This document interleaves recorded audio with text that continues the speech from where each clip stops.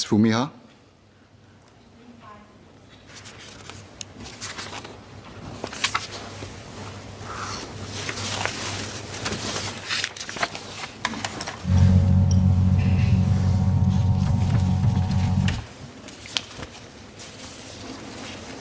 Mr. Speaker, with your permission, I'd like to take questions 5 to 7 together.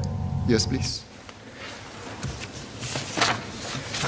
Sir, since 2016, there have been concerted efforts to strengthen international cooperation in taxation matters, to stamp out harmful practices, and to increase the taxes paid by multinational enterprises, or MNEs. These efforts were first initiated by the OECD to deal with the issue of base erosion and profit sharing, or profit shifting, or BEPS, by MNEs. But to ensure a wider international consensus, the discussions were subsequently broadened to include more than 130 jurisdictions through a platform called the Inclusive Framework on BEPS. Singapore has been actively involved in these international discussions as part of the Inclusive Framework, or the IF. The IF has been discussing two major tax changes. The first proposal concerns the reallocation of taxing rights of the largest and most profitable MNEs from where they conduct their substantial activities to where their customers are. This is known as Pillar 1. The current proposal is that Pillar 1 will apply to MNE groups with global revenues above 20 billion euros and profitability above 10%. The second proposal is the introduction of an internationally agreed minimum corporate tax rate for large MNEs wherever they operate. This is known as Pillar 2. The G7 and IF have proposed a minimum effective tax rate of at least 15% for MNE groups with global revenues above 750 million euros. Let me briefly explain how Pillar 1 and Pillar 2 will likely impact Singapore. Pillar 1 was intended to adapt the international tax system to new business models where large businesses sell remotely to customers in other jurisdictions without physical presence. Under Pillar 1, some part of the profits and hence the taxes payable of large companies with overseas operations will be reallocated to where their customers are. To illustrate, assume a Pillar 1 MNE group in Singapore has a profitability of 15%. Pillar 1 will then reallocate a portion of the profits in excess of 10%, 5% in this case, from Singapore to be taxed in the market jurisdictions. This means that hub economies with smaller markets like Singapore will stand to lose corporate income tax revenues. Pillar 2 aims to put a floor on international corporate tax competition. Essentially, under this proposal, MNEs will be subject to the minimum effective tax rate of 15% at the MNE group level in every jurisdiction they operate. Broadly speaking, this means that if a MNE group in Singapore is taxed at an effective rate of, say, 10%, then its home jurisdiction will impose additional rules to require the group to pay an additional 5% in tax there. Pillar 2 will therefore limit the effectiveness of tax incentives as a tool to encourage larger MNEs to invest in Singapore. Ms. Mariam Jafar asked how many MNEs in Singapore currently pay less than the global minimum corporate tax rate of 15%. The current proposal under Pillar 2 is to apply this minimum effective tax rate to MNEs that meet a certain revenue threshold, currently set at 750 million euros, as I highlighted just now. There are about 1,800 such MNE groups in Singapore that would meet this revenue criteria. We expect that a majority of these MNE groups will have group effective tax rates below 15% in Singapore. That's because our headline corporate tax rate is 17%, close to the proposed minimum effective tax rate of 15%. Furthermore, our tax system, like most others, provides for tax reliefs to encourage various meritorious activities like capital investment, R&D, or charitable donations. And for a small number of companies, there are also tax incentives for their qualifying activities subject to economic commitments. However, at this stage, it is still too early to work out the exact impact of these tax proposals. The final number of affected MNEs, as well as the extent of the impact, depends on the design of the specific rules, which are still being actively discussed at the IF. As some of these tax changes can only be effected through a multilateral instrument, there will be a need for international consensus to be fully reached before the changes can be implemented. So in response to the query from Ms. Fu, we will only be able to determine with a high degree of confidence what the eventual impact on Singapore's fiscal position will be once the IF has worked through and agreed on the detailed design elements of both pillars. The eventual impact will also depend on how companies and other governments respond to these international developments. What we can say for certain is that when a consensus is fully reached, Singapore will adjust our corporate tax system as needed in consultation with the industry. Any adjustments to our tax system will be guided by three key principles. First, we will abide by internationally agreed standards. Second, we will safeguard our taxing rights. Third, we will seek to minimize the compliance burden for businesses. Ultimately, the best response to these tax changes is to continue to strengthen our overall competitiveness. Over the decades, Singapore has built a solid reputation and track record as an attractive place for business and substantial economic activity. While a conducive tax environment has been helpful in attracting investments, it is not the decisive factor. Having quality infrastructure, good connectivity, a skilled workforce, an open and business-friendly regime founded on the rule of law are all far more important factors. We must therefore double down on these competitive strengths. In particular, the government has been investing and will continue to invest in enterprise capabilities, including innovation and digitalization, and in the skills of our workforce. The Minister for Trade and Industry will be elaborating further on how Singapore can continue to strengthen its position as a hub. MES has also separately provided a written answer to Ms. Mariam Jaffar's question on Singapore's position as an international financial center. In short, we will continue to provide a conducive regulatory environment for businesses, especially for new and innovative activities, as well as a good ecosystem and infrastructure for such activities to scale up across the region. We will also work closely with the industry to build up capabilities and skills that will enable us to stay relevant in the face of key structural trends like digitalization and sustainability that are transforming the financial landscape. Mr. Speaker, the latest proposals to change international corporate tax rules will not be the first or last challenge we face. The key is for us to stay agile and nimble and to respond innovatively to the key global trends affecting our economy. We must continually work hard to strengthen our value proposition, build new advantages, and seek new opportunities. This way, we can ensure Singapore's continued success and ultimately a good future for our people. Ms. Fumiha.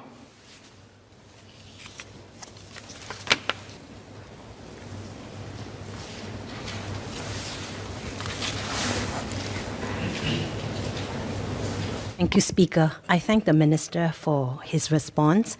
I understand a lot of details are not out yet, but I guess with the announcement, there's been a lot of interest in the industry.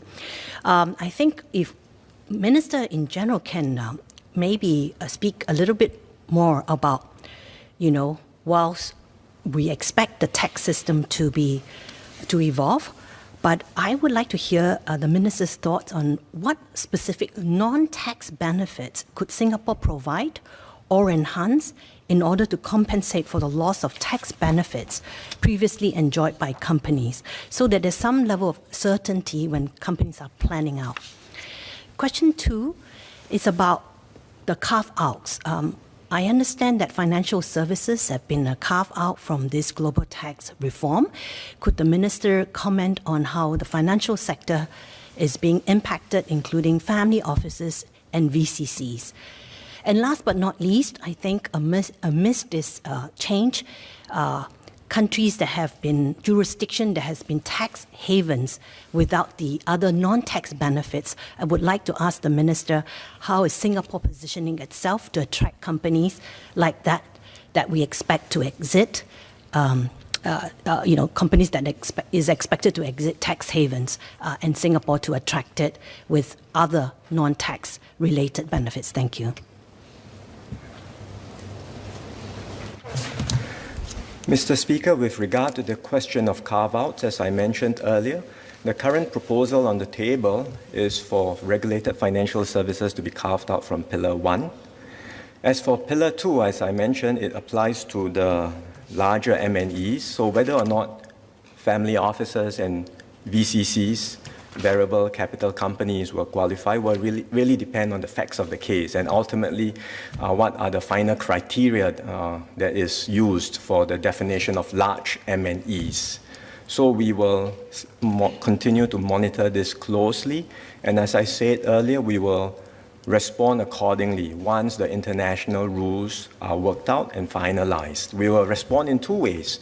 Number one, we will protect our sovereign rights on taxes, and we will make sure we adjust our corporate tax system accordingly in line with the international standards and in close consultation with businesses in Singapore, ensuring that as far as possible we keep a low compliance burden on businesses.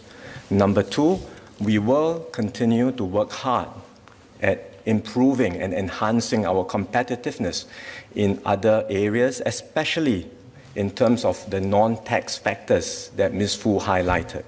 So to Ms. Fu's question, yes, this is work in progress. We have always been looking at how we can restructure, transform our economy, invest in enterprise capabilities, as well as the capabilities of our workforce.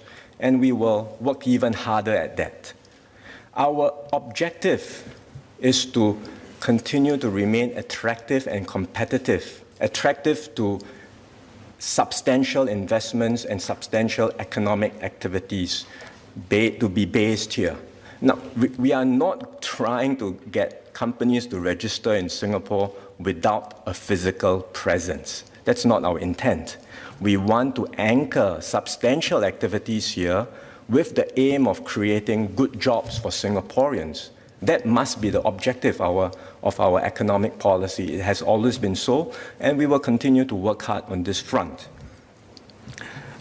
I think we should also be mindful and clear that with these tax changes, going forward, as a small city-state with no natural resources, with limited land, it will be that much harder for Singapore to attract investments, and that means we will have to work even harder to attract and retain investments based on these non-tax competitive factors. Up to now, EDB and our economic agencies have been very effective in bringing investments into Singapore and creating jobs for Singaporeans. But we should never take that for granted. We should never assume that these investments will just fall on our laps and they will automatically happen year after year. It will get harder.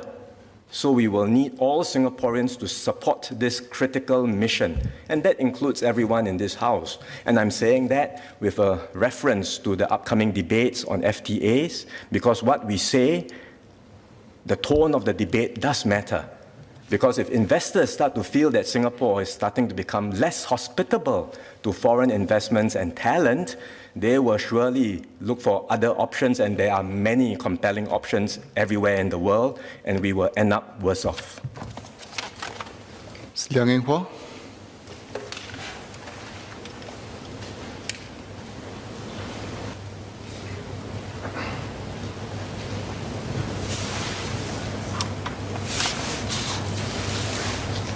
Thank you, Mr. Speaker.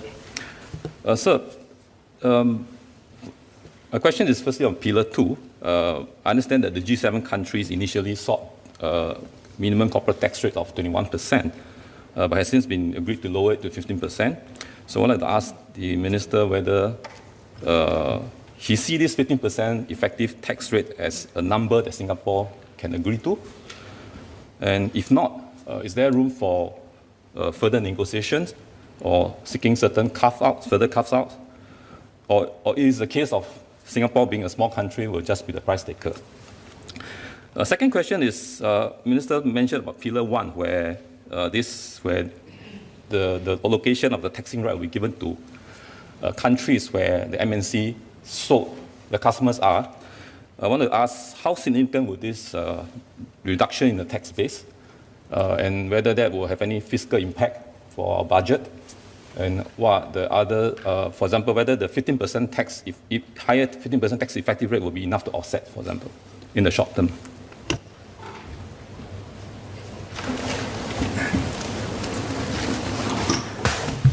Mr. Speaker, there has been already extensive discussions at the Inclusive Forum, the IF, on many of these matters. And recently, 130 jurisdictions in the IF, including Singapore, have reached a consensus on the key parameters of the corporate tax changes. And that includes the global effective minimum tax rate of 15%. But there are still many design elements and implementation details that need to be worked out, as I mentioned earlier. For example, how would the effective tax rate be determined? There are some technical details there to be resolved. Or whether there will be sectoral carve-outs, as I mentioned. For now, under Pillar 2, the one carve-out that is being proposed is for shipping. Why? Because really shipping operates under a very special tax regime. Shipping has no, by definition, physical presence. It moves everywhere and to many different countries. And so you have different kinds of taxes for shipping, like tonnage tax, that fall outside of the scope of corporate taxes. Therefore, the intent, or at least the proposal on the table now, is to carve out shipping from Pillar 2. But these things are fluid. They continue to be discussed at the Inclusive Forum. Singapore is an active participant in the forum, and we will do our part to shape the consensus in line with our national interest and also to ensure a level playing field for everyone. On the second question on Pillar 1, yes, there will be a negative impact because Pillar 1 means reallocating tax revenues for some of these large firms to where the markets are located. So this will have certainly a direct impact on our revenues. Exactly how much? Like I said, it's difficult to give any detailed estimates now when the detailed rules are still being finalized, and whether or not we will be able to make up sufficient revenues elsewhere, that's still something that we will have to work out. I should explain why did we end up even with Pillar 1. And the reason is that many jurisdictions feel that in this new digital world, digitalization has enabled large MNEs, especially the digital companies, to do well, to grow dramatically, and to be able to acquire more customers in jurisdictions outside of where they operate. They can acquire customers remotely. And therefore, many of these market jurisdictions have started to unilaterally impose what they call digital services tax on these companies. It is not in our interest to have a taxation system that's fragmented and to have other jurisdictions impose unilateral taxes. That's not helpful for Singapore as a small and open economy. And that's why we feel it's better that we participate actively in the Inclusive Forum and be part of the multilateral discussion to shape a set of international tax rules that can be adapted to this new business model of the digital world.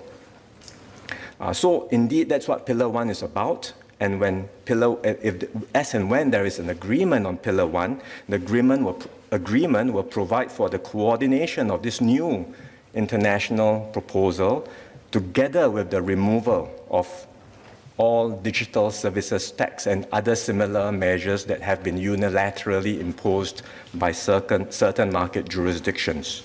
And that's why we've decided we could go along with this Pillar 1 consensus view so that businesses can work with one set of rules rather than have to deal with a patchwork of fragmented rules. But as I mentioned, there are still details to be worked out even under Pillar 1, and these are issues which we will continue to actively discuss at the Inclusive Forum. Mr. Louis Chua.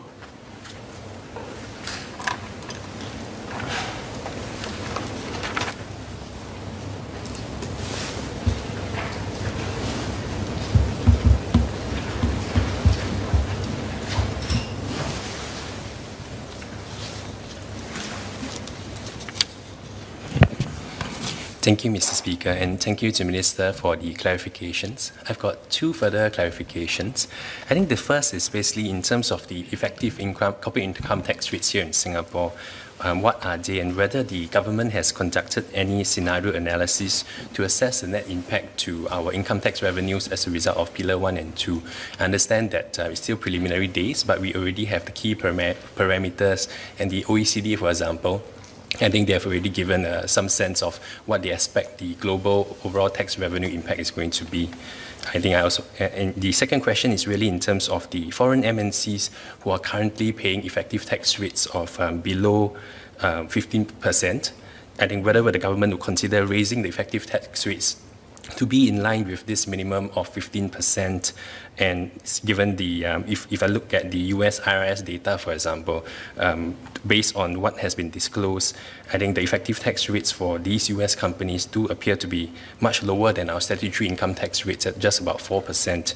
And especially given that, as Minister said, Singapore's attractiveness is not really solely based on tax incentives alone. Thank you.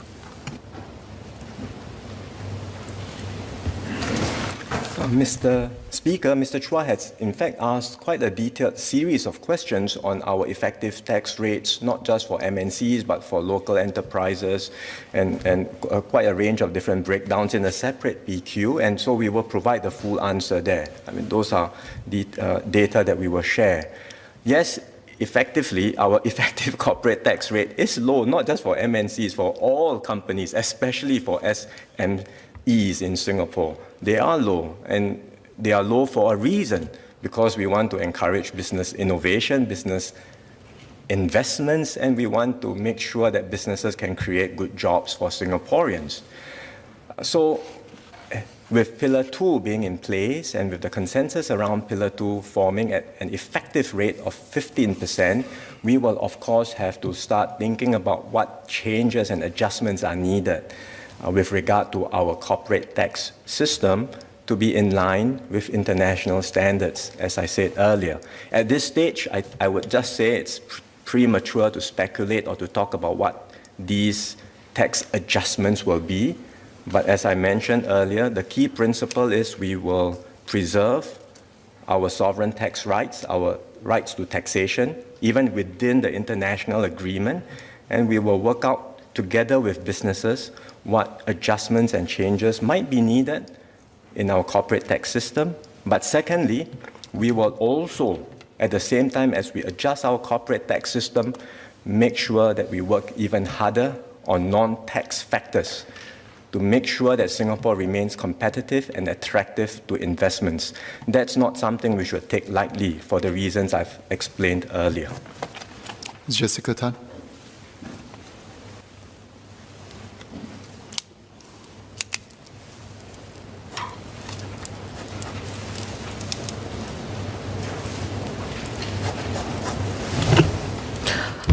Thank you, Minister, for elaborating on the impact of Pillar 1 and Pillar 2. I specifically have a follow-on question with regards to tech companies in relation to what Minister said with regards to the digital economy.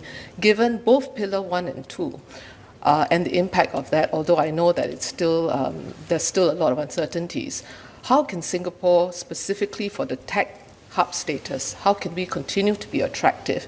Because given especially, actually both Pillar 1 and 2, it could have significant impact on Singapore's tech hub status. So I would ask Minister if you could elaborate on some of the key levers we would need to really strengthen. I know he talked about the whole breadth of it, but what would be some of the key pillars for the tech sector specifically, given the impact of digitalization?